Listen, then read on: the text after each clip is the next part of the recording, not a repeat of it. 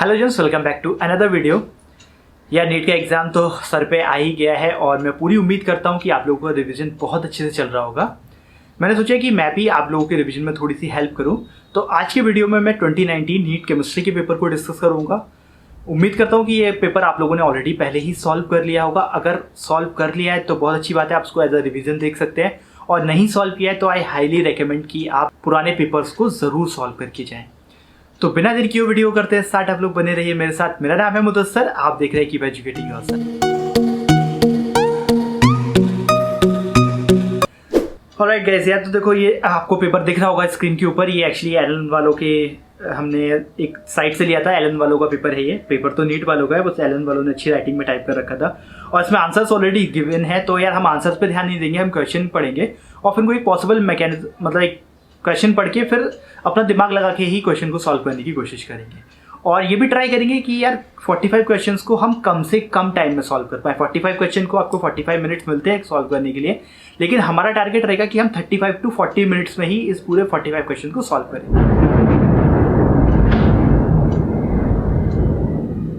बहुत इससे बिजली यार कड़की एकदम। तो चलो फिर स्टार्ट करते हैं। तो पहला क्वेश्चन है, under isothermal expansion a gas at 300 kelvin expand from 0.1 litre to 0.25 litre against a constant external pressure of 2 bar work done by the gases. तो यार ये सबको पता है कि आपको वर्क डन बाय गैस क्या होता है। वर्क डन होता है नेगेटिव पी डेल्टा वी। ठीक है, तो डेल्टा वी मतलब change in volume. Change in volume कितना है 0.25 माइनस 0.1 करेंगे तो कितना हो जाएगा 0.15, और एक्सटर्नल प्रेशर कितना है 2 bar, तो वर्क डन कितना हो जाएगा -2 इंटू 0.15, मतलब कि आपका वर्क डन हो गया माइनस का 0.3, और इसकी यूनिट क्या होगी लीटर बार। और एक गिवन में ही दे रखा है कि यार 1 litre bar equal to 100 joule, तो 0.3 litre bar equal to minus का 30 जूल। तो ये आ गया आपका आंसर पहला खत्म, सिंपल। और दूसरे क्वेश्चन में आ जाते हैं। दूसरे क्वेश्चन है, compound form by cation C and anion A. Anion form hexagonal close packing lattice and the cations occupy 75% of octahedral void formula of the compound. तो यार ये एनसीईआरटी का इंडेक्स क्वेश्चन है जो मैंने अपने वीडियो में भी करवाया था, एक बार फिर से देख लो। यहाँ पे बेसिकली रेशियो निकाल लेते हैं। तो जैसे कि ए और सी का रेशियो निकाल लेते हैं। तो अगर ए टोटल एक्स है तो सी क्या है 75% ऑफ ऑक्टाहेड्रल वॉइड्स। तो ऑक्टाहेड्रल वॉइड्स कितने होते हैं हमें पता है। तो जो ऑक्टाहेड्रल वॉइड्स होते हैं वो सेम नंबर होते हैं जितने की हमारा जो मेन कॉन्स्टिट्यूएंट एटम होता है। तो बेसिकली ऑक्टाहेड्रल वॉइड्स का भी नंबर एक्स ही होगा अगर हमारे एनाइंस का नंबर एक्स है। बट ये क्या 75%, तो 75% का मतलब आप क्या समझ सकते हो। सिंपली मैं इसको 3/4 भी बोल सकता हूँ। तो मैं क्या लिख सकता हूँ 3/4 ऑफ एक्स। एक्स से एक्स कैंसिल हो जाएगा, ये ऊपर चला जाएगा, तो ए अपॉन अगर मैं सी की बात करूंगा तो कितना हो जाएगा ये 4/3। इसका मतलब A4 C3 थर्ड वाला ऑप्शन इज करेक्ट। यहाँ पे बहुत लोग गड़बड़ हो जाते हैं, वो रेशियो नहीं लेते हैं, वो ऐसे मल्टीप्लाई कर देते हैं A3 C4 इस तरह से करने की कोशिश करते हैं। तो यहाँ पे मैं आपको एक और तरीका बताता हूँ। देखो हमें क्लियरली दिख रहा है कि जो एनाइन है ए है उसने सारे मेन साइट ऑक्यूपाई कर रखी है, और सी क्या कर रहा है 75% ऑफ ऑक्टाहेड्रल वॉइड्स को ऑक्यूपाई कर रहा है। ऑक्टाहेड्रल वॉइड्स का नंबर बराबर होता है, आपको पता है जो टोटल कॉन्स्टिट्यूएंट एटम होते हैं उनके बराबर होता है। अब ये 75% है, इसका मतलब कुछ भी हो जाए जो सी के नंबर ऑफ एटम्स होंगे वो हमेशा ए से कम ही होंगे, क्योंकि 75% है। अगर सारे के सारे ऑक्टाहेड्रल वॉइड्स को करता तो ए सी सीधा कंपाउंड बन जाता हमारा, लेकिन ये क्या है कि 75 कर रहा है, तो मतलब ए के जो भी एटम्स होंगे सी उससे कम ही होगा। तो इस तरह से भी आप देख के दिमाग लगा सकते हो कि C3A4 एनसीईआरटी का क्वेश्चन है।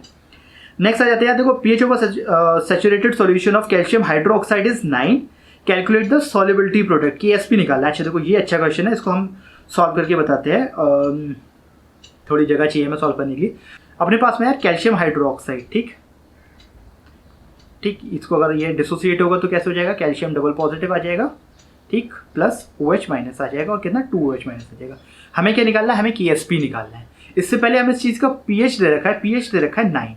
अब आपको पता है कि pH क्या होता है, pH होता है negative log of hydrogen ion concentration, right. तो इसकी वैल्यू 9 है, इसका मतलब अगर मैं इसका HN का कॉन्सेंट्रेशन निकालूंगा तो यहाँ पे एंटी लॉग लेना पड़ेगा। जब एंटी लॉग लेना पड़ेगा तो सीधे सीधे मेरी जो HN की कॉन्सेंट्रेशन है यहाँ पे वो निकल के आ जाएगी 10⁻⁹। ये मैंने आपको एंटी लॉग में भी सिखाया था। और एक चीज़ मुझे और पता है कि अगर मैं हाइड्रोजन आयन का कॉन्सेंट्रेशन की मल्टीप्लाई कर दूँ OH आयन के कॉन्सेंट्रेशन से, ठीक, आपको याद होगा है ना, ये जो है pKw वाटर के लिए निकालते हैं तो टोटल 10⁻⁻14 निकल के आता है। तो हाइड्रोजन आयन का कॉन्सेंट्रेशन मुझे ऑलरेडी पता है 10⁻⁻9 है, तो जो OH माइनस का मेरा कॉन्सेंट्रेशन है यहाँ पे वो आ जाता है 10⁻⁻5। तो यहाँ से मैंने क्या किया कि pH की हेल्प से इनडायरेक्टली जो मेरा ये था OH माइनस, इसका कॉन्सेंट्रेशन मैंने निकाल लिया 10⁻⁻⁵। ठीक है, इसको थोड़ा सा चेंज कर देते हैं। तो इसका मतलब इसका कॉन्सेंट्रेशन कितना आ गया 10⁻⁻⁵, ये मैंने इसका कॉन्सेंट्रेशन निकाल लिया। अब कैल्शियम की कॉन्सेंट्रेशन मुझे पता नहीं है।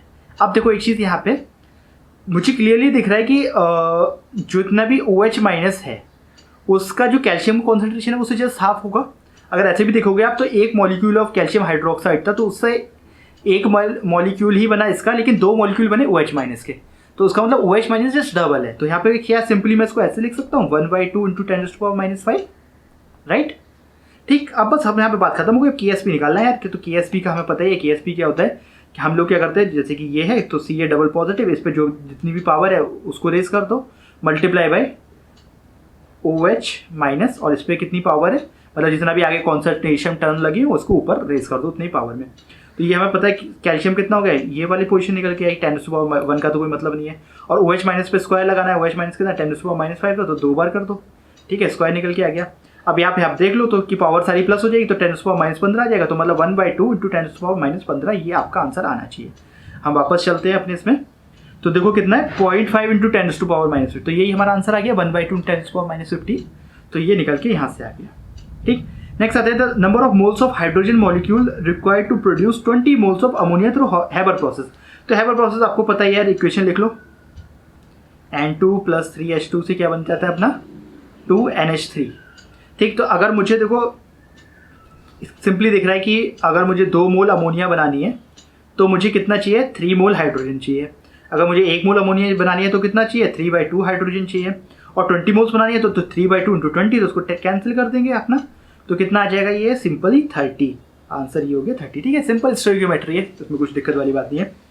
5वां क्वेश्चन अच्छा क्वेश्चन है, मतलब अच्छा नहीं है, याद करने वाले ये सिर्फ।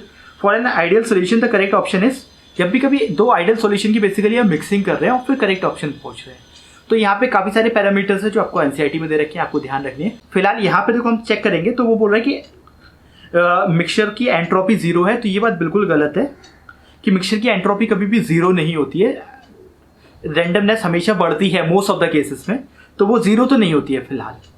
ठीक, दूसरा कह रहा है कि वॉल्यूम जो चेंज इन वॉल्यूम है मिक्स का वो 0 है, ये भी बिल्कुल गलत बात है। जब भी कभी 2 आइडियल सॉल्यूशन को मिक्स करोगे तो वो सेम ही वॉल्यूम वाला काम करेंगे। जैसे कि अगर 50 ml एक का लिया, 50 ml दूसरे का लिया, तो वो बराबर 100 ml बैठेगा, कि ऐसा नहीं है कि इसमें कुछ कम ज़्यादा हो जाए, क्योंकि वो आइडियल सॉल्यूशन है। तो ये दूसरा वाला ऑप्शन भी गलत है। तीसरा हमारा बिल्कुल सही है कि एंथैल्पी ऑफ मिक्सेशन, जो एंथैल्पी मिक्स करने की जो है वो 0 होती है। तो चेंज इन एंथैल्पी जब हम 2 आइडियल सॉल्यूशन को मिक्स करते हैं वो 0 होती है, तो ये वाला बिल्कुल सही है। सिमिलरली जो अपना गिब्स फ्री एनर्जी है, ये भी चेंज मोस्टली नेगेटिव में आता है। ठीक है, मतलब 0 तो डेफिनेटली नहीं होता, तो इसलिए हमारे पास में से थर्ड वाला ऑप्शन सही है। ये आप एनसीईआरटी से दोबारा से देख सकते हो।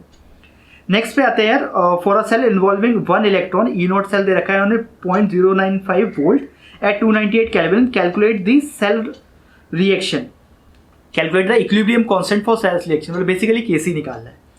ठीक है, तो हमारे पास क्या है, E0 की वैल्यू दे रखी है 0.059।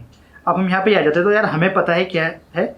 तो देखो यार मतलब ये जो E0 सेल का हमें एक फॉर्मूला पता है, E0 सेल इक्वल टू होता है 0.0592/n log Kc, ये फॉर्मूला हमें पता है। अब उन्होंने क्या रखा है, E0 सेल की हमें वैल्यू दे रखी है। क्वेश्चन में जो है ना एक चीज़ और दे रखी है कि हम जो 0.0592 कंसिडर कर रहे हैं, उन्होंने बोला कि 0.059 तक ही ले लो, 2 तक मत लो। ये क्वेश्चन में फिर से देखेंगे तो आपको समझ में आ जाएगी वहाँ पे ऐसा दे रखा है। तो चीज़ें बहुत सिंपल हो गई यार। E0 सेल का वैल्यू ऑलरेडी हमें दे रखा है 0.59 दे रखा है, और ये इक्वल टू कितना हो गया 0.059 मान लो थोड़ी देर के लिए। एन का मतलब तो चेंज इन इलेक्ट्रॉन, तो ये भी क्वेश्चन में दे रखा है कि एन की वैल्यू हमारे पास में 1 है जब सिंगल चेन की बात करें। तो हमें क्या निकालना है, सिंपली इक्विलिब्रियम कांस्टेंट रह गया, इसको आप कर ही लो। तो जो हमारा जो log Kc है या फिर जो इक्विलिब्रियम कांस्टेंट है वो कितना हो जाएगा 0.59 डिवाइडेड बाय 0.059, तो इसको हम हटा देंगे। तो बेसिकली आंसर कितना आ जाएगा हमारा 10।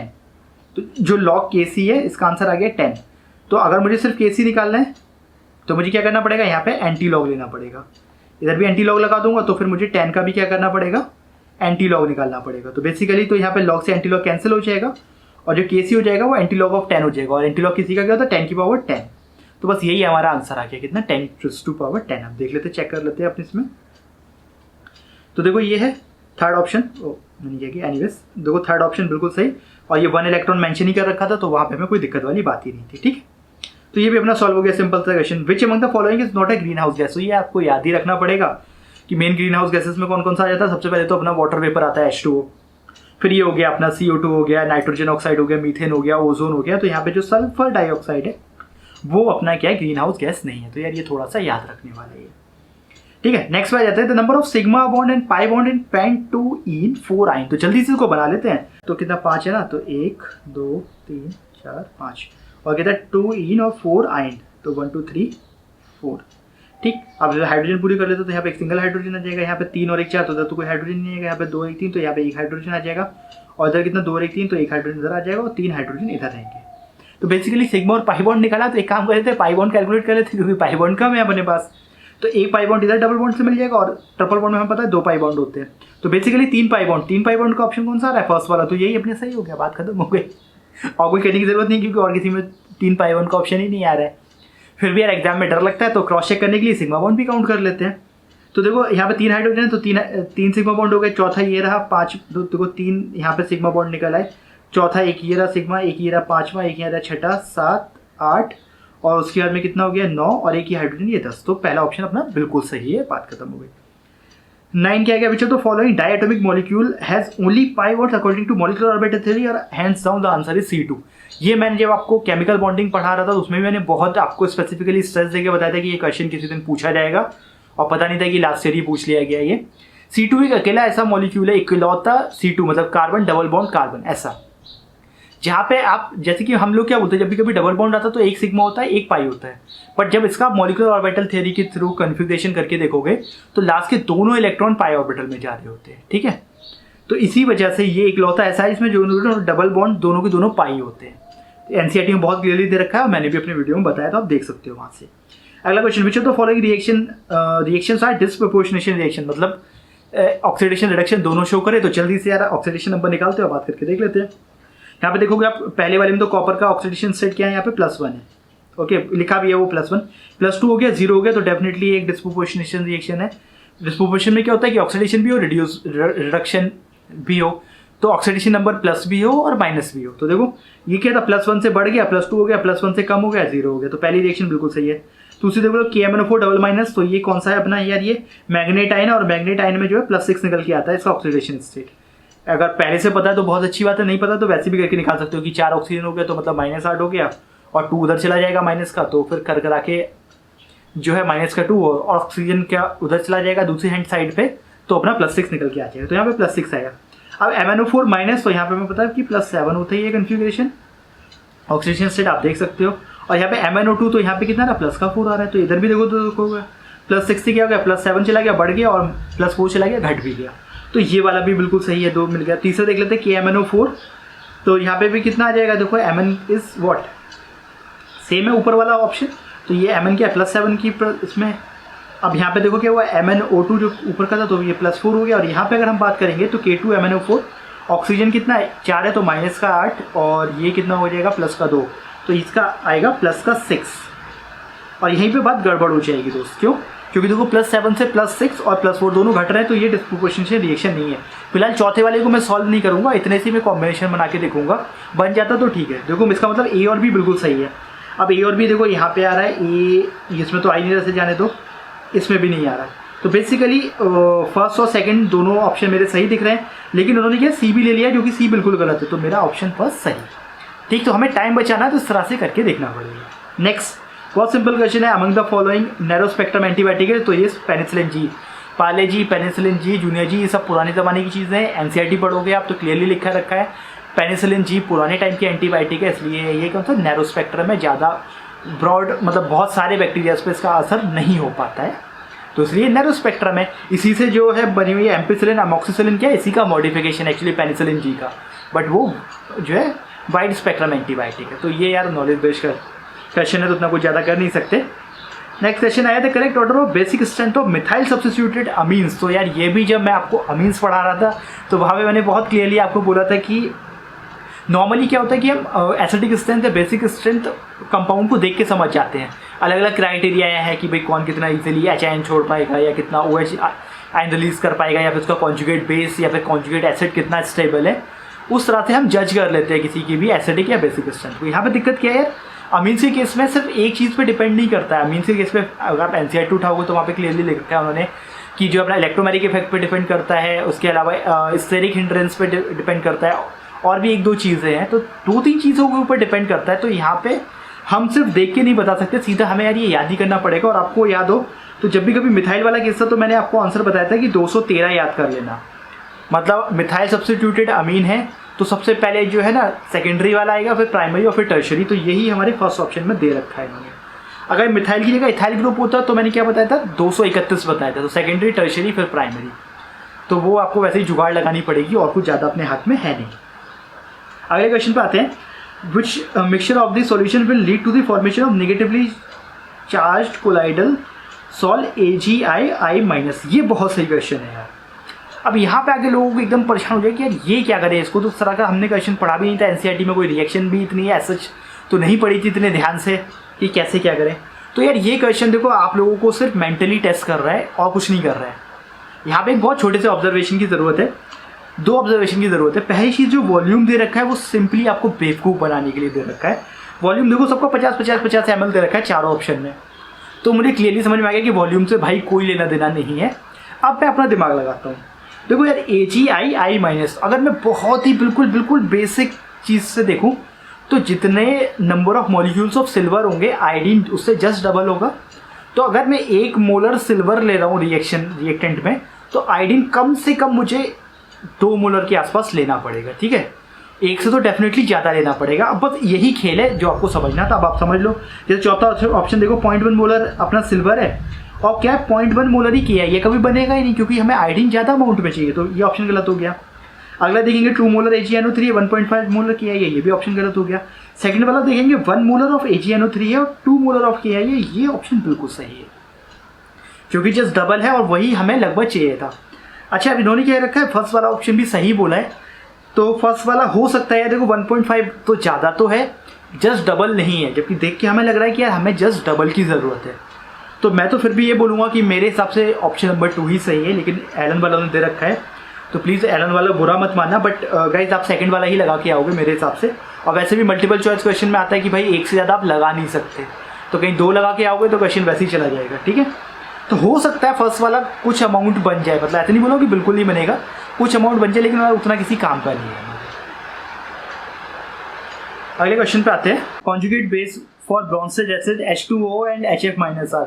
तो पहले से ही बोल के चल रहा है एसिड है तो आपको पता है कि कॉन्जुगेट बेस क्या होगा यार, H2O का OH- होगा और HF का होगा F- होगा। बात ही खत्म हो गई। थर्ड वाला ऑप्शन सही है इसमें। Which will make the basic buffer, ये क्वेश्चन बढ़िया है क्योंकि NCERT में यार बफर्स का तो डिस्कशन है बट एसिडिक और बेसिक बफर का डिस्कशन नहीं है। तो फिलहाल ये चीज़ यार आपको थोड़ी सी याद रखनी पड़ेगी। 2 तरह के बफर होते हैं, एसिडिक बफर और बेसिक बफर। बेसिक बफर में क्या होता है कि pH 7 से ज़्यादा होता है।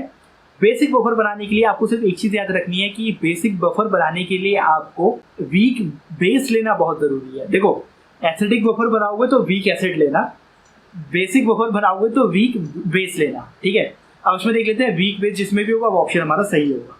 तो पहले देखेंगे NaOH स्ट्रॉन्ग बेस है, अगले में भी NaOH स्ट्रॉन्ग बेस है, अगले में अमोनियम हाइड्रोक्साइड ये वीक है और चौथे में देखेंगे NaOH वो भी स्ट्रॉन्ग बेस है। तो थर्ड वाला option hands down is correct.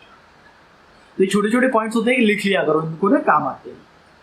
Next है compound that is most difficult to protonate. Protonate करना मतलब हमें एचाइन देना है, एचाइन देना सबसे भारी हमें कहाँ पड़ेगा। तो देखो H2O पे हमें पता है यहाँ पे 2 लोन पेयर रहते हैं और H3O पॉजिटिव बहुत बार हो जाता है, इसको हम देते हैं तो H3O पॉजिटिव हमने बहुत जगह देखा है। अब देखो यहाँ पे क्या हुआ यार, अब एक चीज़ समझो, एचाइन क्या है, इलेक्ट्रोफाइल है, इलेक्ट्रॉन लविंग स्पीशीज है। तो जहाँ पे इलेक्ट्रॉन होगा वहाँ पे बहुत आसानी से जाएगा।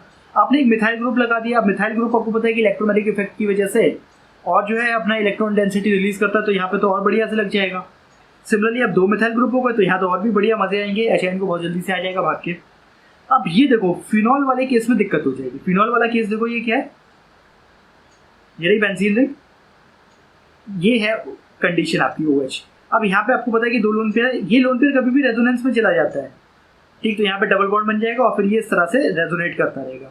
तो जब भी रेजोनेंस में चला जाएगा तो यहाँ पे ऑक्सीजन पे एक तरह से प्लस का चार्ज आ जाएगा, क्योंकि इसको डबल बॉन्ड फॉर्म करना पड़ेगा यहाँ पे, राइट। तो मैं ऐसे करके डैश डैश करके दिखा रहा हूँ। तो बेसिकली क्या होगा, ऐसे में एक प्रोटॉन का ना बहुत मुश्किल पड़ेगा, क्योंकि ऑक्सीजन पे प्लस का चार्ज आ रहा होगा और प्लस का चार्ज कभी भी प्लस को एंटरटेन नहीं करेगा। तो इसलिए लास्ट वाला ऑप्शन, फोर्थ वाला हमारा सही है। यहीं पे ही सबसे ज़्यादा दिक्कत होगी हमें प्रोटॉन लगाने में। नेक्स्ट क्या है, the most suitable resin for the following conversion. देखो हो क्या रहा है यार, कपल बॉन्ड से डबल बॉन्ड बन रहा है, ठीक है। इसका मतलब क्या है, सिंपली रिडक्शन है। रिडक्शन कैसे होगा, यहाँ पे आपने देखा कि भाई 2 एक्स्ट्रा हाइड्रोजन आ रहे हैं, मतलब कि हाइड्रोजन तो चाहिए ही चाहिए आपको। देख लो कहाँ पे हाइड्रोजन है, पहले ऑप्शन में कोई हाइड्रोजन नहीं है, दूसरे में हाइड्रोजन है, तीसरे में भी नहीं है, चौथे में H+ है, हाइड्रोजन नहीं है। H+ से काम नहीं चलेगा, हमें हाइड्रोलिसिस नहीं करवाना है। तो बेसिकली सेकंड ऑप्शन अपना सही है। Again, which of the following species is not stable. तो यहाँ पे जो नॉट स्टेबल है वो है आंसर 4। अब 4 के ऊपर मैं आपको बता देता हूँ। सिलिकॉन, ये जो हेक्साक्लोराइड दे रखा है। अब देखो यार, ये जो सिलिकॉन वाला ग्रुप है, मतलब ये कार्बन वाली फैमिली है, कार्बन सिलिकॉन जर्मेनियम वाली। यहाँ पे अपना मेन ऑक्सीडेशन स्टेट +4 आपका निकल कर आता है, लेकिन यहाँ पे 6 है। तो ये बेसिकली क्या हो रहा है कि इनके पास में क्योंकि डी भी आ जाती है, कार्बन को छोड़ दो तो नीचे के सारे मेंबर्स के पास में डी वेकेंट आ जाती है, पी ब्लॉक के है लेकिन डी आ जाती है। तो ये क्या हो रहा है कि डी में इसको अकोमोडेट कर रहा है। अब दिक्कत क्या है, जैसे आप देख रहे हो कि SiF6 तो भी है यहाँ पे, और SiCl6 में बोल रहा हूँ नहीं बनेगा। तो यहाँ पे रीज़न ये है कि जो Cl है ये एक्चुअली इसका साइज बड़ा है, इसके जो P वाले इलेक्ट्रॉन्स है वो 3p में है, और जो फ्लोरीन के P वाले इलेक्ट्रॉन है वो 2p में है। तो 2p का साइज छोटा है, तो वो D में आके इजीली अकोमोडेट हो जाता है। जबकि ये जो है SiCl6, मतलब जो क्लोरीन के 6 एटम है, इसको सिलिकॉन अकोमोडेट नहीं कर पाएगा, just because of its bigger size. तो सिर्फ और सिर्फ साइज की वजह से इसका है। तो ये चीज़ आपको पता होना चाहिए, क्योंकि नहीं पता होगी तो उसको आप ऐसा दिमाग नहीं लगा पाओगे। पी ब्लॉक का क्वेश्चन है। विच of the following is an amphoteric oxide. तो मुझे पता ही है बेरिलियम हाइड्रोक्साइड। तो अब बेरिलियम ये भी आपको याद होना चाहिए। देखो बेरिलियम हो गया, ठीक है, एल्यूमिनियम हो गया, जिंक हो गया, क्रोमियम हो गया, और आई गेस टिन। ठीक है, टिन का चेक कर लेना, मैं श्योर नहीं हूँ।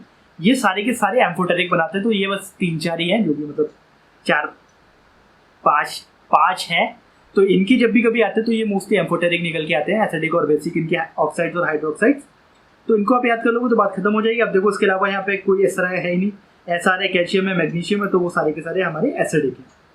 तो ये हटा देते हैं, क्वेश्चन अपना सही हो गया। नेक्स्ट क्वेश्चन पे आते हैं यार, the structure of intermediate A in the following reaction. A का बताना है। तो ये बहुत सिंपल सी रिएक्शन दिखाई दे रही है यार, क्लास 12 ऑर्गेनिक की NCERT में मैंने आपको करवाया था। बेसिकली यहाँ पे क्या होता है, ये अपना कार्बोक्सिलिक एसिड बनेगा उसमें, और जो कि ऑप्शन नंबर 2 आ रहा है। तो देखो होगा क्या है, ये जो CH3 है ना, ये तो ऐसे ही रह जाएगा, और जो ये CH है, जो यहाँ का H है ना, इसको हटा के पहले बीच में 2 ऑक्सीजन लग जाएंगे और फिर ये H आ जाएगा। ठीक, तो देखो ये वाला ऑप्शन बन गया, जैसे कि मैंने आपको यहाँ पे दिखाया। फिर क्या है, the manganate and permanganate ions are tetrahedral due to. ये क्वेश्चन बहुत बढ़िया है। तो अगर आपको याद हो, जो मैग्नेट आयन होता है अपना MnO4 डबल माइनस, या फिर पर मैग्नेट आयन होता है MnO4 सिंगल माइनस। कोई भी देख लो, MnO4 डबल माइनस देख लेते हैं, Mn तो O4 है और डबल माइनस। तो बेसिकली इसका ये पोजीशन आती है, ठीक है। तो आप इसको देखोगे ये टेट्राहेड्रल पोजीशन में आता है। अब यहाँ पे आप कोई भी इसका एक्सप्लेनेशन पढ़ोगे तो बेसिकली क्या होगा कि यहाँ पे हम MnO4 की माइनस बात कर रहे हैं, जो यहाँ पे अपना Mn है, ठीक है, वो आपको पता है कौन सा डी ब्लॉक का एलिमेंट है। इसकी कन्फिग्रेशन अगर आपको याद हो Mn की, तो वो होती है अपनी यार 3d5 4s2 ये होती है। अगर आप इसको +6 कन्फिग्रेशन में भी लेकर आओगे, जैसे कि जो Mn है यहाँ पे वो +6 में प्रेजेंट है, तो उसका मतलब क्या हो जाएगा, ये 4s1 3d0 आ जाएगा। या फिर अगर आप +7 में भी लेके आओगे तो 4s0 3d0। बेसिकली यहाँ पे डी हमारा पूरा खाली पड़ा हुआ है। तो इसका मतलब और जो बॉन्डिंग में कौन सी ऑर्बिटल इन्वॉल्व होंगी, डी वाली। और ऑक्सीजन हमें पता है पी ब्लॉक का एलिमेंट है, तो इसके जो इलेक्ट्रॉन्स का जो भी अपना शेयरिंग करेगा या ट्रांसफर करेगा वो पी के ही करेगा। तो यहाँ पे जो बॉन्डिंग होगी वो डी पाई पी पाई वाली बॉन्डिंग होगी, डी ऑर्बिटल इन्वॉल्व होगी और पी इन्वॉल्व होगी। हम एक्सप्लेनेशन पढ़ लेते हैं। पहला ये एक्सप्लेनेशन है, the pi bonding involve overlap of P orbital of oxygen and D orbital of manganese. तो यही बिल्कुल सही बात है। अभी टेट्राहेड्रल क्यों बन रहा है, वो तो बॉन्डिंग की वजह से बन रहा है, बट एक्चुअल बॉन्डिंग कैसी हो रही है, उसमें डी और पी का इन्वॉल्वमेंट होगा। तो वही हमें इंपॉर्टेंट देखना था यहाँ पे। देखो अगला ऑप्शन बिल्कुल से गलत है, there is no pi bonding, बिल्कुल गलत। The pi bonding involve p orbital of oxygen, p orbital of manganese, बिल्कुल गलत, क्योंकि डी ब्लॉक का एलिमेंट है वो। तो the pi bonding involve D orbital of oxygen, oxygen में तो डी है ही नहीं, खत्म हो गई बात। तो इस तरह से पहला ऑप्शन बिल्कुल सही। Next year for the second period element the correct increasing order of ionization enthalpies. तो हमें पता है ionization enthalpy left to right जाते हैं तो क्या होता है, बढ़ती है, ठीक है। करेक्ट ऑर्डर बताना है, तो सबसे पता है कि लिथियम हमारा सबसे, तो देखो अगर आपको एलिमेंट्स याद हो तो क्या होता है, देखो लिथियम होता है, फिर बेरिलियम है, फिर बोरोन आता है। लिथियम तो सही है अपना, क्या ये है लिथियम और बेरिलियम एस ब्लॉक के हैं और बोरोन से अपना पी ब्लॉक स्टार्ट हो जाता है। अब देखो क्या होगा, लिथियम तो सबसे पहले आ जाएगा, बेरिलियम और बोरॉन में अगर हम देखेंगे तो सिर्फ एक इलेक्ट्रॉन का फर्क है, बट बेरिलियम से इलेक्ट्रॉन पी से निकल रहा है और पी से इलेक्ट्रॉन निकालना ज़्यादा आसान है एज कम्पेयर टू एस। तो इसका मतलब अगर हम कंपेयर करेंगे तो यहाँ पे हमारा बेरिलियम का जो आयनाइजेशन एंथैल्पी ज़्यादा बैठेगी, तो इसका मतलब हमारा सबसे पहले लिथियम आएगा और फिर क्या आएगा, फिर बोरॉन आएगा, फिर बेरिलियम आएगा। मतलब ये दो ऑप्शन और तीसरा वाला ऑप्शन इनमें से सही होगा। तो लिथियम, बोरॉन, बेरिलियम, कार्बन। अब नाइट्रोजन और ऑक्सीजन में फिर से ये प्रॉब्लम आ जाती है, क्योंकि नाइट्रोजन में अगर आपको याद हो तो क्या होता है कि हाफ फिल्ड पी ऑर्बिटल होती है, जो कि अपने ऑक्सीजन के केस में नहीं होती है। तो यहाँ पे फिर से क्या हो जाएगा, नाइट्रोजन ऑक्सीजन से ज़्यादा वो शो करेगा अपना आयनाइजेशन एंथैल्पी। तो हमारा जो है सेकंड वाला ऑप्शन बिल्कुल सही हो जाएगा। तो ये चीज़ आपको पहले से पता होगी और आपको ध्यान भी रखनी पड़ेगी इस तरह के केसेस को, ठीक है। नेक्स्ट आ जाते हैं, the rate constant for first order reaction is K, the time T required for the completion of 99%। तो ये भी क्वेश्चन मैंने आप लोगों को समझाया है, आपको पहले से याद होगा यार कि अगर जब भी हम कभी हाफ लाइफ की बात करते हैं तो वो होता है टी इक्वल टू 0.693 बाई के। जब भी कभी हम 90% रिएक्शन कंप्लीशन की बात करते हैं तो वो आता है टी इक्वल टू 2.303 बाई के। ये होती है जब हम रिएक्शन 90% कंप्लीट कर लेते हैं। और एनसीईआरटी में क्वेश्चन है कि show that the time required for 99% completion of a reaction is double of the time required for 90%। तो 90% के लिए अगर 2.303 बाई के लग रहा है तो 99 के लिए इसका जस्ट डबल कर लेगा, तो मतलब 4 से मल्टीप्लाई कर दो तो कितना हो जाएगा 4.606 ऑप्शन 3। तो ये तीनों चीज़ आपकी फिंगर टिप्स पे होनी चाहिए, आपको सॉल्व करने की जरूरत नहीं होना चाहिए एग्जाम के टाइम पे। Okay, question number 24, identify the incorrect statement regarding PCl5। चलो PCl पता है 3 इक्विटोरियल होते हैं जो 120 का एंगल बनाते हैं, पता है। फिर एक्सियल होते हैं जो 180 का बनाते हैं, एक्सियल बड़े भी होते हैं, वो भी सही है। PCl5 इज नॉन रिएक्टिव, ये बात बिल्कुल गलत है, वो वाटर से H2SO4 से रिएक्ट करता है। नेक्स्ट, बायोडिग्रेडेबल पॉलीमरेज, तो मुझे पता है वो है नाइलॉन 2, नाइलॉन 6। अब हो सकता है एग्जाम में जो है इस बार तुमसे क्वेश्चन पूछने की what are the components of biodegradable polymer या फिर कंपोनेंट्स ऑफ नाइलॉन 2 और नाइलॉन 6। तो याद रखना दो होते हैं, एक होता है ग्लाइसिन, ठीक है, और दूसरा होता है amino caproic acid, amino caproic acid. तो अभी हो सकता है ये पूछ ले कि what are the monomers of biodegradable polymer. फिर match the given compounds, column 1 with column 2, column 1 और कॉलम 2 को करना है। देखो जीनन है मतलब आउटर मोस्ट शेल में 8 इलेक्ट्रॉन्स हैं। अब यहाँ पे मैं आसान वाला देखता हूँ, जैसे फॉर एग्जांपल मैंने देख लिया यार XCFOD देखा थोड़ी देर के लिए, तो मतलब क्या हुआ, फ्लोरीन से 4 बना लिए, टोटल इलेक्ट्रॉन कितने थे 8, 4 तो फ्लोरीन से शेयरिंग कर ली या जो भी उसको करके, फ्लोरीन को क्योंकि एक ही इलेक्ट्रॉन चाहिए होता है, तो बेसिकली 4 और बच गए। 4 का मतलब है 2 लोन पेयर, तो ये तो ऐसा लगे स्क्वायर की फॉर्म में, एक लोन पेयर ऊपर एक लोन पेयर नीचे, तो ये स्क्वायर प्लेनर की फॉर्म में आ जाएगा। तो देखो स्क्वायर प्लेनर कौन सा 2 वाला, तो देखो ए का 2 किस में आ रहा है, ए का 2 आ रहा है सेकंड और थर्ड ऑप्शन में, ठीक है। चलो उसकी बात नहीं हो गई। XCF6 की अगर मैं बात करूँ तो देखो यहाँ पे क्या होगा कि 6 तो उसने ले लिए, अभी भी 2 इलेक्ट्रॉन या फिर एक लोन पेयर बचा है। पहले आप 6 को लगाओगे तो क्या करोगे, 4 को तो स्क्वायर की फॉर्म में लगा दोगे, फिर एक ऊपर एक नीचे, मतलब ऑक्टाहेड्रल शेप बना लोगे आप अपनी। ठीक है, ऑक्टाहेड्रल में भी यहाँ पे एक क्या बचा है, लोन पेयर बचा है, तो ये डिस्टॉर्टेड ऑक्टाहेड्रल बनता है। डिस्टॉर्टेड ऑक्टाहेड्रल क्या है, थर्ड वाला ऑप्शन, तो बी का ऑप्शन क्या है, थर्ड वाला सही है। तो ये भी सही है, मतलब ये अभी तक सेकंड और थर्ड दोनों हमारे बराबर चल रहे हैं। फिर आप कोई सिंपल सा देख लेते हैं, सी वाला देख लेते हैं।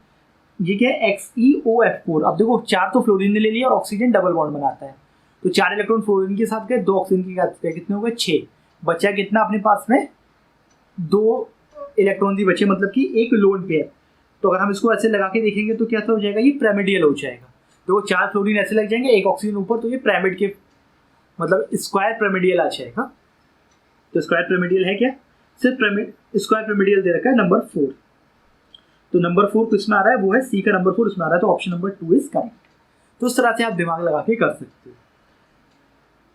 नेक्स्ट है which is the correct thermal stability of H2E। तो ये हमें क्या कर रहे हैं, हाइड्राइड्स की स्टेबिलिटी की बात कर रहे हैं। और हमें पता है कि जब भी हम कभी टॉप टू बॉटम जाते हैं तो हाइड्राइड की स्टेबिलिटी घटती है, क्योंकि जैसे जैसे आप ग्रुप में नीचे जाओगे एलिमेंट का साइज बड़ा होगा, साइज बड़ा होगा तो बॉन्ड तोड़ने में आसानी होगी। अब यहाँ क्या रखा है, ऑक्सीजन फैमिली को दे रखा है, वही ओल्ड स्टाइल से टीपो वाला ऑक्सीजन फैमिली। तो मुझे पता है कि पोलोनियम का हाइड्राइड सबसे ज़्यादा अनस्टेबल होगा, तो हमें क्या करना है, करेक्ट ऑर्डर बताना है। तो पोलोनियम का सबसे बेकार होगा और सबसे अच्छा किसका होगा, ऑक्सीजन का हाइड्राइड।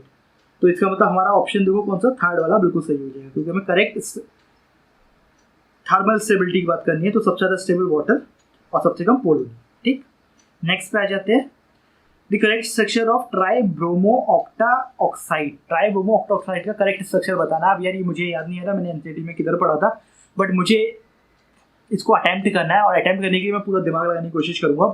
मुझे क्या पता है कि जो अपना बोरॉन होता है, हेलोजन जो फैमिली है उसके बाहर आउटर मोस्ट में 7 इलेक्ट्रॉन होते हैं, मतलब वो 7 बॉन्ड चाहे तो बना सकता है। ठीक, और ऑक्सीजन मुझे पता है एक टाइम पे कितने बॉन्ड बनाता है, 2 बॉन्ड ऑक्सीजन की खातिर। अब देख लो पहला ऑप्शन ही देख लो, देखो बेरिलियम बोरॉन 3 है, तीनों के तीनों बोरॉन देखो काउंट करो, 2 2 4 2 6 और एक 7 बॉन्ड बना रहा है, ये भी 7 बॉन्ड बना रहा है, ये भी 7 बॉन्ड बना रहा है। तो मुझे फर्स्ट वाले में देख रहा है कि सारे बोरॉन 7 बॉन्ड बना रहे हैं, सारे ऑक्सीजन 2 बॉन्ड बना रहा है, यहाँ कहानी सही लग रही है। अगले में अगर मैं आ जाता हूँ तो यहाँ पे पहली बात तो यार ये वाला ऑक्सीजन पे नेगेटिव चार्ज आ गया, चलो ठीक है जाने दो। उसके बाद अगर मैं बीच वाला ये बोरॉन देखता हूँ तो 1 2 3 और तो 5 ही बना रहा है, जबकि ये 7 बना सकता है। तो भाई सीधा सीधा दिख रहा है कि फर्स्ट वाला ऑप्शन में बात सही बैठ रही है, इसके अलावा कहीं पे भी नहीं बैठ रही है। तो फर्स्ट वाले में ऑक्सीजन और बोरॉन दोनों अपने अकॉर्डिंग बॉन्ड्स बना रहे हैं, तो वो ऑप्शन सही है। भले ही मैंने इस क्वेश्चन को पढ़ा नहीं है, but I can attempt it like that. Next है an alkene A on reaction with O3, okay ozonolysis वाली रिएक्शन है ये, and zinc and hydrogen gives a propanone and ethanol in equimolar ratio.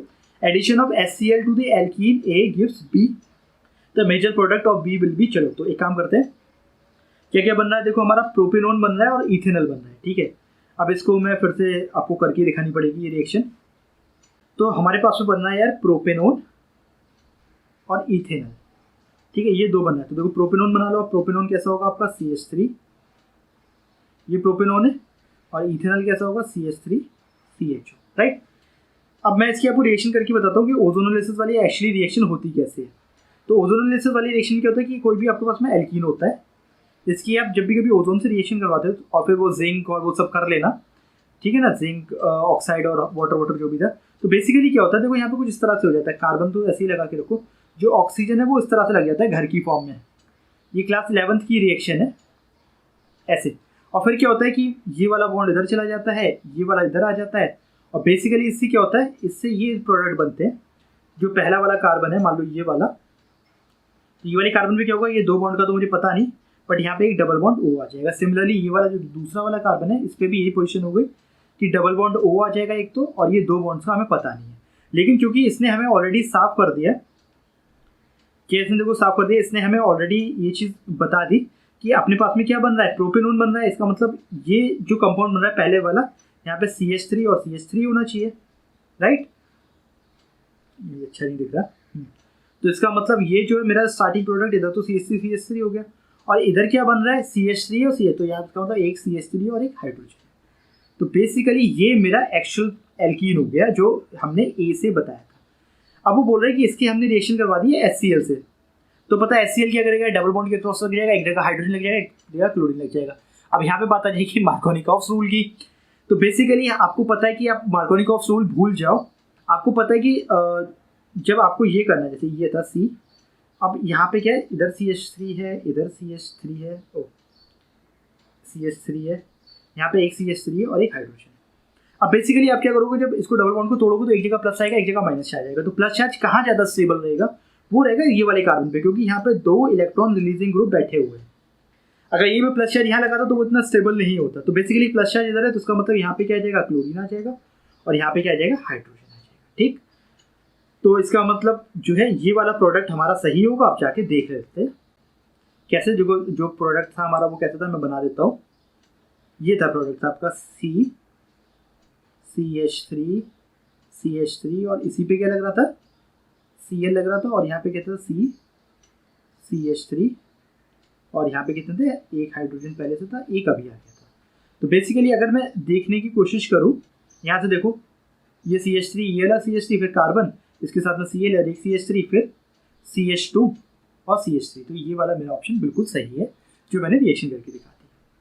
Next आ जाते हैं enzyme that utilise ATP। तो ATP का utilisation वाले एंजाइम्स में आपको यार याद ही रखनी पड़ेगी ये बात की, होता है मैग्नीशियम।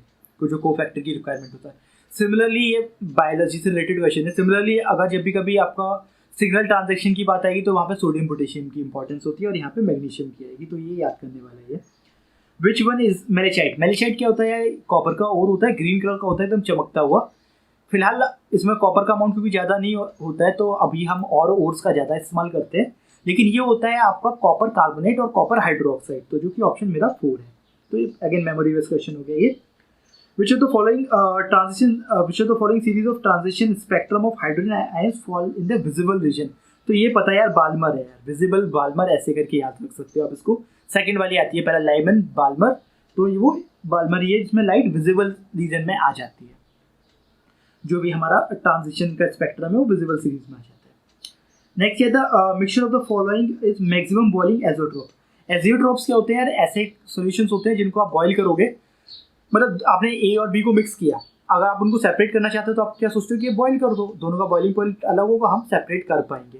बट एजियोट्रॉप में क्या होता है कि आप बॉईल भी करोगे ना तो दोनों एक जैसे, जो उनका बॉइलिंग में मतलब जो उनका वेपर फेज में, जो वेपर्स में जब वो पहुंचेंगे तो भी उनका कॉम्पोजिशन बिल्कुल वैसा ही होगा जैसा कि लिक्विड में था। तो एजियोट्रॉप्स को सेपरेट करना बहुत मुश्किल होता है, ये राउल्ट लॉ से डेविएट करते हैं।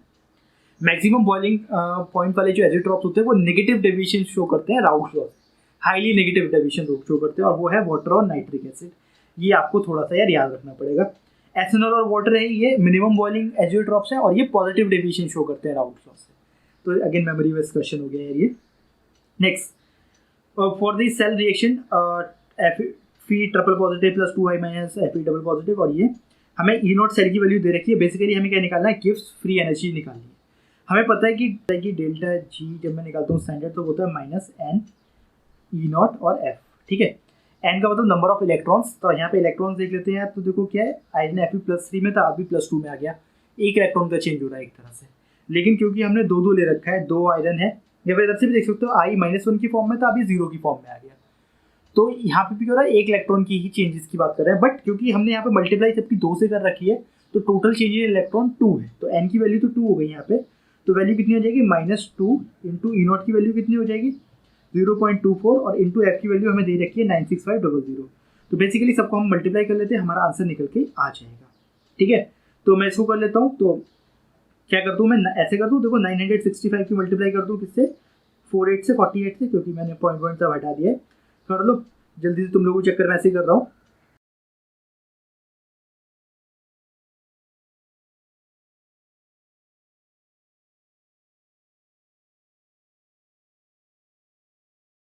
फोर सिक्स 320 ये आंसर आ रहा है, जबकि इस तरह का माइनस का आएगा क्योंकि माइनस का साइन है। इस तरह का कुछ दे नहीं रखा है, तो क्या मैं इसको ऐसे लिख सकता हूँ 46.320 इंटू 10⁻3, और 10⁻3 का मतलब क्या है? किलो। तो देखो पहला ऑप्शन जो अपना है वही आ जाएगा, -46.3 किलो जूल पर मोल, ये ऑप्शन सही आ गया आपका। तो सिंपल एक फॉर्मूला लगाना था। Next, in which case the entropy change is negative. Entropy change negative का मतलब है कि कहाँ पे एंट्रोपी घट रही है। तो देखो यहाँ पे पता है भाई, इवेपोरेशन ऑफ वाटर एंट्रोपी बढ़ गई, एक्सपेंशन ऑफ गैस एंट्रोपी बढ़ गई, सब्लिमेशन सॉलिड से गैस एंट्रोपी फिर से बढ़ गई। बट यहाँ पे देखो एंट्रोपी घटी, 2H थे, दोनों गैसेस ही फॉर्म में है, लेकिन यहाँ पे पहले 2 हाइड्रोजन के अलग अलग एटम से अब वो हाइड्रोजन का मॉलिक्यूल बन गया, तो एंट्रोपी घट गई। तो वही ऑप्शन सही हो गया आपका। मैच द फॉलोइंग, अब हमें इनको फॉलोइंग को मैच करना है। यहाँ पे भी बहुत सही है, पहले जो तुम्हें चीज़ें पता हो उनको मैच कर लो और फिर ऑप्शन को देख के आंसर निकाल लो। जैसे कि मुझे पता है कि भाई हैबर प्रोसेस क्या है। हैबर प्रोसेस तो यार अपना अमोनिया बनाने के लिए काम में आता है। कॉन्टैक्ट प्रोसेस सल्फ्यूरिक एसिड बनाने के लिए काम आता है। तो मैं देख लेता हूँ कि बी का आंसर 3 होना चाहिए और सी का 2 आना चाहिए। बी का 3 किस में आ रहा है? एक ही ऑप्शन में आ रहा है और सी का 2 इधर आ रहा है, तो यार फोर्थ वाला ही सही हो गया, बाकी का मैं देख ही नहीं रहा। ठीक, नेक्स्ट है क्या, विच of the following is incorrect. Incorrect कौन सा स्टेटमेंट है? तो जो इसमें इनकरेक्ट स्टेटमेंट है वो है अपना यार फर्स्ट वाला। अभी फर्स्ट वाला क्यों, मैं आपको बता देता हूँ। देखो ये फिर से जो लेड है और ये सब हमने जो है अपना कार्बन वाली फैमिली की बात कर रहे हैं। जब भी कभी फ्लोरीन से बॉन्ड बनता है किसी का, वो मोस्टली आयनिक ही बनता है। आयनिक इसलिए बनता है कि फ्लोरीन का साइज बहुत छोटा होता है। जैसे कोवलेंट बॉन्ड बनाने के लिए आपको क्या करना पड़ेगा कि भाई कुछ तो शेयरिंग करनी पड़ेगी किसी चीज़ की। फ्लोरीन का साइज बहुत छोटा होता है, तो इस वजह से वहाँ पे आप कोवलेंट बॉन्ड नहीं बना पाते हो मेजॉरिटी ऑफ केसेस में। तो इसलिए PbFO जो लिखा है ना, कोवलेंट ऑफ इन नेचर, ये बात बिल्कुल गलत है।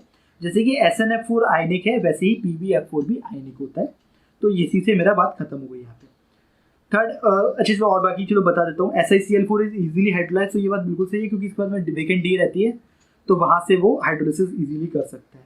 GeX4 is more stable by than GeX2, तो बिल्कुल सही बात है, यहाँ पे जो फेवरेबल ऑक्सीडेशन स्टेट होती है वो +4 होती है, तो ऑब्वियसली GeX4 ज़्यादा स्टेबल रहेगा। नेक्स्ट, तो नॉन एसेंशियल अमाइनो एसिड, तो ये है एलेनिन। अब नॉन एसेंशियल अमाइनो एसिड होते हैं 6, याद कर लो कौन कौन से। पहला तो ये हो गया alanine, serine, glutamic acid, aspartic acid, asparagine और सेलेनोसिस्टीन।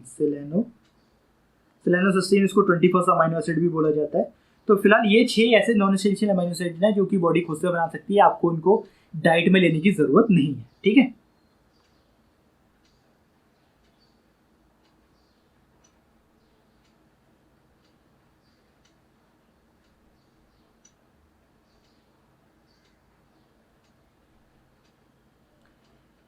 तो ये आपके ऐसे, इसको आप याद रख लो, काम आ जाएगा, मेमोरी बेस्ड क्वेश्चन है फिर से वही। नेक्स्ट है 40, gas at 350 kelvin 15 bar has a molar volume 20% smaller than ideal gas. देखो वॉल्यूम कितना 20% स्मॉलर है, हमें कंप्रेसिबिलिटी फैक्टर Z के बारे में बात करनी है। तो पहली बात, वॉल्यूम जब स्मॉलर है तो हमें पता है कि Z की वैल्यू <1 होने वाली है, ठीक है। अब देखो Z की वैल्यू क्या <1 किस में है, थर्ड और फोर्थ ऑप्शन में है, ओके। अब थर्ड और फोर्थ ऑप्शन में देखेंगे तो Z की वैल्यू <1 है क्योंकि कंप्रेसिबिलिटी, क्योंकि वॉल्यूम कम है। इसके अलावा वॉल्यूम ज़्यादा कमा रहा है, इसका मतलब इंटर एटॉमिक जो अट्रैक्शन है वो काफ़ी ज़्यादा है, तो अट्रैक्टिव फोर्सेज आर डोमिनेंट, तो 3 वाला ऑप्शन अपना बिल्कुल सही है, ठीक, सिंपल सा था यार। Next, among the following the reaction proceed through electrophilic substitution. Electrophilic substitution करवाना है तो यार ये आपको याद ही रखना पड़ेगा, जो ये फ्रीडल-क्राफ्ट वाली रिएक्शन होती है AlCl3 वाली, यहाँ पे होता है इलेक्ट्रोफिलिक सब्स्टिट्यूशन। कैसे होता है बता देता हूँ।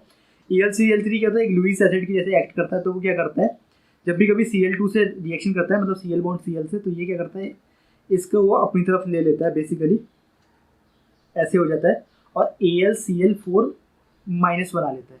तो बेसिकली अब यहाँ पे क्या बचेगा, सिर्फ और एक क्लोरीन पॉजिटिव बचेगा, और Cl पॉजिटिव क्या है, इलेक्ट्रोफाइल इलेक्ट्रॉन लिविंग स्पीशीज है, तो ये सेकंड वाले ऑप्शन में हमारा इलेक्ट्रोफिलिक सब्स्टिट्यूशन होगा, ठीक। नेक्स्ट क्वेश्चन पे आ जाते हैं। तो major product of the following reaction is, तो मुझे पता है यार यहाँ पे हाइड्रोलिसिस वाला है, अमोनिया से रिएक्शन हो रही है जब, तो ये OH ये दोनों निकल जाएंगे और बेसिकली यहाँ से ये नाइट्रोजन के साथ बॉन्ड बना लेगा, तो जो है ऑप्शन नंबर 2 बिल्कुल सही, ठीक। और इसका जो OH यहाँ से 2 हाइड्रोजन चले जाएंगे तो वो यहाँ पे वाटर और रिलीज हो जाएगा, तो ये बात खत्म हो जाती है यहाँ पे। अगले क्वेश्चन पे आते हैं। For the chemical reaction N2 + 3H2 हमें प्रोसेस दे रखी है, और बेसिकली ये सिर्फ इन्होंने डिफरेंशियल की फॉर्म में हमें दे रखा है, और हमें टेस्ट करना चाहते हैं कि ये चीज़ हमें पता है या नहीं पता है। तो हमें पता है कि जब भी कभी हम रिएक्टेंट को डिफरेंशिएशन की फॉर्म में दिखाते हैं तो वहाँ पे क्या होता है कि यार हमें माइनस का साइन लगाना पड़ता है, ठीक। अब देखो जैसे कि ये पहला ऑप्शन देखते हैं तो हमें, और जितनी भी पावर होती है उसको, जितना भी कॉन्सेंट्रेशन टर्म होता है उसको हम अपॉन में ले जाते हैं, तो -1/3 dH2/dt, ये बात बिल्कुल सही है, इक्वल टू उन्होंने लिखा है माइनस, अगेन यहाँ पे माइनस का साइन लगा दिया जो कि प्रोडक्ट के केस में नहीं आएगा, तो पहला ऑप्शन गलत। दूसरा देखेंगे d/dt ऑफ N2 बिल्कुल सही है, माइनस का, इक्वल टू 2, तो ये भी बिल्कुल गलत है, ये 2 नहीं होगा, ये 1/2 होना चाहिए था यहाँ पे, तो ये बात बिल्कुल गलत है। अगले में उन्होंने वो चीज़ दे दी है तो अगला बिल्कुल सही है, और फोर्थ वाला बता देते हैं गलत क्यों है, क्योंकि 3 ये 1/3 आना चाहिए था, तो थर्ड वाला ऑप्शन सही है, कुछ टेंशन लेने की बात नहीं है। Next, what is the correct electronic configuration of central atom of K4Fe(CN6) based on crystal field theory. K4Fe(CN6) अगर आपको उसकी कन्फिगरेशन याद हो तो हमें पता है कि जो यहाँ पे आयरन है वो कितना +6 की उसमें है, राइट, और +6 है वो तो भी जाने दो, जो Cn है, तो साइनाइड जो एक स्ट्रॉन्ग लाइगेंड है तो वो क्या करवाता है, वो पेयरिंग करवा देता है, और आपको पता है जी जो जब D टूटता है तो किस में टूटता है, वो T2G और Eg, ठीक है। T2G वो T2 मामा वाले नहीं है, ठीक है। तो जो T2G है, अब क्योंकि क्लोरीन जो साइनाइड है वो स्ट्रॉन्ग लाइगेंड है, पेयरिंग करवा देता है, तो सारे के सारे किसमें T2G में आ जाएंगे। बेसिकली T2G में क्या 3 ऑर्बिटल आती हैं और Eg में 2 आती है, तो बेसिकली यहाँ पे क्या होगा कि जो अपना CN6 है वो सारा का सारा T2G में चला जाएगा और Eg में 0 रहेगा, ऑप्शन नंबर 2। एक बात और याद रख लेना, K4Fe(CN6), इससे हमें पता चलता है कि जब सारे के सारे इलेक्ट्रॉन इसमें आ जाएंगे तो जो K4Fe(CN6) है वो क्या है, डाई एटॉमिक है, डाई एटॉमिक, ओके। इसके साथ साथ ये कलर्ड भी है, ये चीज़ याद रखना। मोस्टली क्या होता है कि पैरामैग्नेटिक में ही कलर्ड देखने को मिलता है। ये कलर्ड इसलिए क्योंकि T2G है, EG बिल्कुल खाली है। अगर आप उसको लाइट दोगे तो कुछ इलेक्ट्रॉन एक्साइट होकर यहाँ पहुँचेंगे EG में, और फिर जब वो वापस आएंगे तो वो कलर दिखाई देगा, ये वाली बात है, ठीक है। तो K4C FNCN6 से आपको 3 बातें और ऐसे याद रख सकते हो। लास्ट क्वेश्चन यार बिल्कुल मेमोरी बेस्ड क्वेश्चन है। The method use to remove temporary hardness of water, तो वो क्लार्क मेथड है। तो जो क्लार्क मेथड होता है इसमें हम एक्चुअली कैल्शियम हाइड्रोक्साइड का यूज़ करते हैं। तो गाइज ये था यार लास्ट ईयर का पेपर। अब आपने यहाँ पे देखो एक चीज़ क्लियरली यार कि NCERT से कितने क्वेश्चन आए हैं। एक दो ही क्वेश्चन है जो NCERT पे नहीं है, लेकिन उन्होंने फिर उसका डिफिकल्टी लेवल उतना नहीं दिया है। तो अगर आप NCERT बहुत अच्छे से करते हो तो बहुत अच्छा चांस है कि आप नीट एग्ज़ाम को क्रैक कर सकते हो। तो गाइज मैं उम्मीद करता हूँ कि आप लोगों की पढ़ाई अच्छे से चल रही होगी, और अगर ये वीडियो अच्छा लगा है तो प्लीज़ अपने दोस्तों को शेयर करना, ताकि सब लोग एग्ज़ाम से पहले यार ये सब देखें। और पॉसिबल हुआ तो मैं आपको एक और वीडियो बना दूंगा, क्योंकि अब ज़्यादा दिन तो बचे नहीं है एग्ज़ाम में। तो wish you all the best. अपना बिल्कुल ध्यान रखना है यार, एकदम सख्ती के साथ में रहना है। आपका काम एग्ज़ाम देना है, कोरोना से बिल्कुल नहीं डरना है, क्योंकि एंड जो भी है हमारी सेफ्टी हमारे हाथ में है। गवर्नमेंट को फ़िलहाल ब्लेम कर हम किसी को नहीं कर सकते, ये हमारे करियर का सवाल है और इसके लिए हमें लड़ना ही पड़ेगा। फ़िलहाल लड़ाई हमारी जो है वो है कोरोना से। तो भाई प्लीज़ अपना ध्यान रखें, सारे प्रिकॉशंस आपको पता ही है, मास्क का, सोशल डिस्टेंसिंग का, सैनिटाइज़र का, वो सब चीज़ों का ध्यान रखें। अच्छे से एग्ज़ाम दे, और जब एग्ज़ाम देने बैठो तो यार एक चीज़ याद रखना कि एग्ज़ाम देते टाइम तुम्हारे दिमाग में कुछ नहीं चलना चाहिए। एग्ज़ाम देखते टाइम सिर्फ तुम्हें और तुम्हारा पेपर, क्वेश्चन पेपर, बस इन दोनों के बीच में कोई भी डिस्टर्बेंस नहीं आना चाहिए, ठीक है guys. So wish you all the very best. Video अच्छी लगी हो तो लाइक करना, अपने फ्रेंड्स के साथ में शेयर करना, और वीडियो से रिलेटेड कोई भी कमेंट है, सजेशन है या कोई भी प्रॉब्लम है तो कमेंट बॉक्स में लिखना, मैं कोशिश करूँगा आप लोगों को रिप्लाई करूँ। So with that guys, thank you so much for watching this video. Keep educating yourself, educate others too. I will see you in my next video. Till then take care.